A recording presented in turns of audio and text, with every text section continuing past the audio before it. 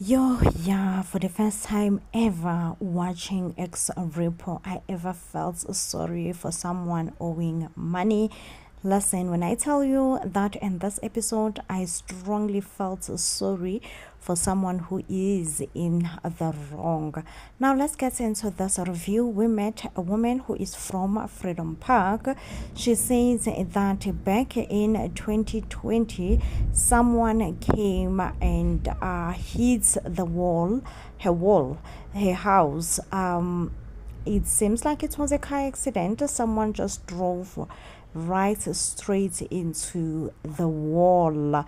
And ever since then, this person has promised to pay and repair the wall, which I absolutely understand her frustrations. You know what I mean? When someone just come and hit the wall in your house, in your home, it's absolutely frustrating, right? So she does say that the quotation, it came up to 9,000 and some change. So this person ended up paying 2,500 rands only. Ever since then, he never made any other payment, and she rather has been going after them for months and months, up until they end up taking each other to court. And whilst they were in court, this person, whom his name is Tolani, agreed to pay at least 600 every month. Okay, he did state that he's currently unemployed, he is a hustler, so therefore he can afford to pay at least 600 rands a month. And this woman kind-heartedly agreed to 600 rands a month, which is 600 rands a month. I don't know when, well, 7,800 come together. So ever since then, the payment were never made. The 600 rands payment were never made, and she started getting frustrated, going back to court, and they could not reach this guy named Kolani. And to me, when she's explaining, I'm imagining someone rude, someone, when you are being summoned by a court and you never show up, you strike as a rude person. You strike as someone extremely rude, because why you did not show up while you are being summoned, only to see this humble, sweet guy, sweetest.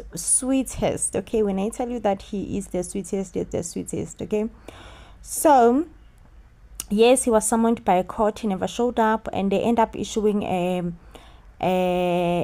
letter of arrest, rather, and they issued it to Omama, the woman who's being owed money, and they told her that she has to take it to sheriffy, so that he will be arrested. So therefore the woman does state that she therefore gave up. She gave up because she thought she's been up and down and she's been spending money, and she thought perhaps the best way to deal with this guy right here is to call X.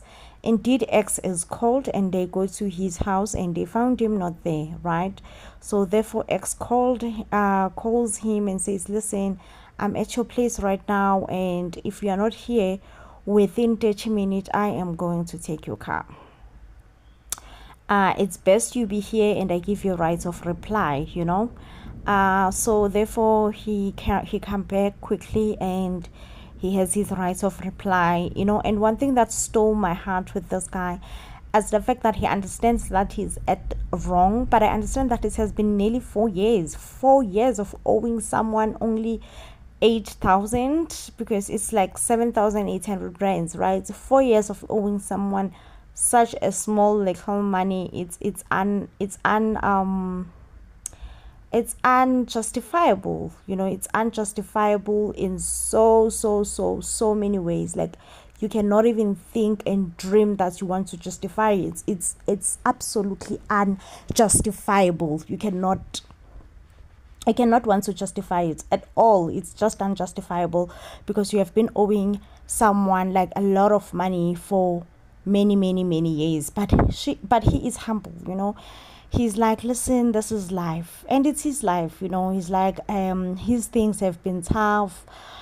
He did try to fix his car, his bakkie, just so that he can work with it, but still the business has been slow. and just his things are not going best right now. He is struggling, he's not getting gigs, life is moving extremely slow for him. Like, life is moving at a slow pace. Even X says, but my man, listen, I mean, X does acknowledge that he's a sweet guy. He looks like someone who's down to earth. He does not look like a scammer, and even ask Umama, was he, I honestly do not understand, how did you guys get into this point? Because he honestly looks sweet. But Umama is like, I'm not buying it. And I understand why Umama says that, because it has been nearly 4 years. 4 years? Like, 4 years, it's a long time, honestly. So I totally understand why your mama is not getting it. X says that, listen, even if you owe someone, even if your things are currently hard, like your things are just not coming together, but when you owe someone, you know that you owe someone. You make commitment, and you at least pay 5 rands if you have to. You're like, listen, things right now are really not looking up for me, but I have 5 rand for now. Here, take your 5 rands. You know what I mean? And yeah, he failed to do that, and he does admit that perhaps one of the reason he failed is because he's shy. It's because he's shy, and he cannot face a person, especially when he knows that he's at the wrong. Umama also states that there was a funeral somewhere, they saw each other, he never said anything, this and that. So therefore, X is like, listen, do you have furniture, or the only thing you have is your car? He does say that he does not have furniture. And X is like, so what's the plan? You need to have a plan. You need to tell me a timeline, because you cannot just let your car go simply because you owe 7,800 rands. Like, you cannot, because right now I'm about to take your car, and if you're not telling me like a timeline, it's gonna be like extremely difficult. But also, guys, there are scammers who look innocent. Like, I know, like, as much as I sympathize with him, like, I empathize with him, but as much as I empathize with him, I want to also state that he could be a scammer. But he is such a sweet, innocent scammer. I mean, there is nothing that is annoying as someone who is a scammer, but they are also rude and all that. You are annoying. You are extremely annoying. Like, there is absolutely no reason for you to be rude, because you are a scammer. You know what I mean? But he's such a good, down-to-earth guy. Like, a good down-to-earth guy. Extremely good. And this just tells you that it's impossible. It's impossible to differentiate if he's a scammer or not. Even Umama states that she actually got blocked by him and his wife. And he's like, no, we did not block you. What happened is my wife lost her phone, so therefore we couldn't reach you. X is like, okay, man, listen, let's talk timeline now. Timeline is important. When do you think you can have money? Because the money is needed, and therefore he does say he like, at first he didn't have a plan. Like, at first you could tell that he honestly didn't have a plan. He was like, listen, I'm still gonna make a plan, I'm still gonna see what I'm gonna do, I'm gonna tell you, or I'm gonna tell Umama when I have a plan. Like, at first, this poor man honestly did not have any plan whatsoever. But because X was there to pressure him, give him the necessary pressure, he ended up saying, listen, maybe in 2 months' time, he will see what he can do, okay? So X is like, listen, if that's the case, we need to get inside the house, and we need to graft, all the necessary I don't know what the letter that they are writing, but maybe it's an extra of agreement that this is what should be happened. So they say they are giving him a good 2 months. Okay, they are giving him a good 2 months. Umama will hold his car for 2 months, and in these 2 months he will be trying to hustle at least it was at first 7,800 rands, right?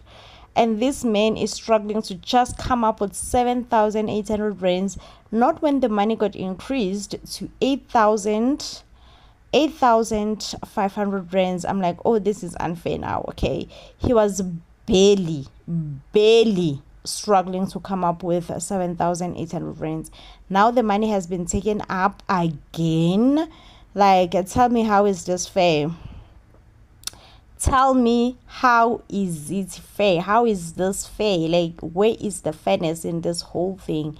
How is it fair? Just how, it does not look fair at all, like the fairness is not there.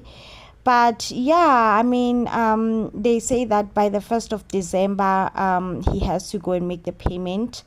And I feel like, honestly speaking, I need to emphasize that I felt sorry for him, and I still do feel sorry for him. Like, it's like I could have just reached out. Even now, I don't know why he did not leave his numbers on TV and says those who are willing and want to help him out,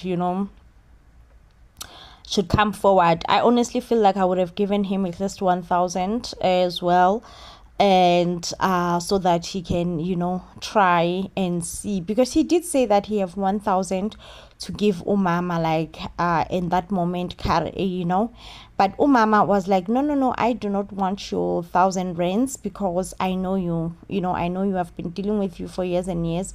You're gonna give me this 1,000 rands and you're never gonna give me the rest. Okay, so what's gonna happen is that I need you to hold the money up until you have it, all of it. Therefore, you come and give it back. Also, to take advantage of a woman is not right. I also feel like the way this guy is so humbled in front of X, perhaps that's not his true character. That's not his true character. He is like perhaps extremely humble because X is there, and as soon as X is gone, we don't know how he is in towards this woman, because this woman was not having mercy towards him at all.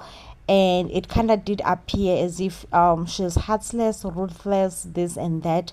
But I did like her closing statement when she said that she has been dealing with this man for 4 years, and nothing has happened, and it's only now that X has managed to solve this whole thing in just 1 day.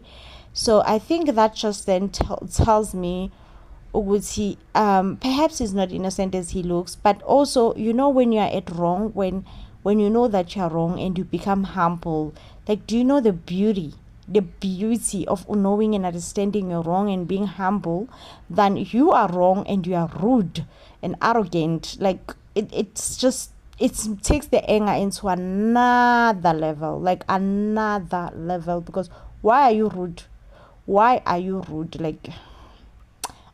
rude? Why, that you're wrong and you're rude? Like, let's make that make sense. Why? Like, is there a need? Is there a necessity in you being rude? No, there is no need, there is no necessity, nothing whatsoever, So I think that's just one thing that touched my heart about this man right here, is that he was extremely humble. He extremely understood that he's at the wrong, and right now you could tell that he didn't have any plan whatsoever. Like, even now, I think as soon as they are gone, it's then that he's gonna just try to see how and where can he get 8,500 rands. I pray that he managed to come up with that kind of amount, because honestly, losing his car, and he did say that even the car is currently not in good condition, and like it's not being driven or it's broken down or whatever, and he really does not even have money to fix the car as well. So like, life has just been extremely hard on him. And yeah, like, oh Sana, like, I'm not gonna lie, this episode touched my heart. Like, my heart has been touched, and I don't know how we can reach out to him. I wish we could, all of us, and we all donate what we could.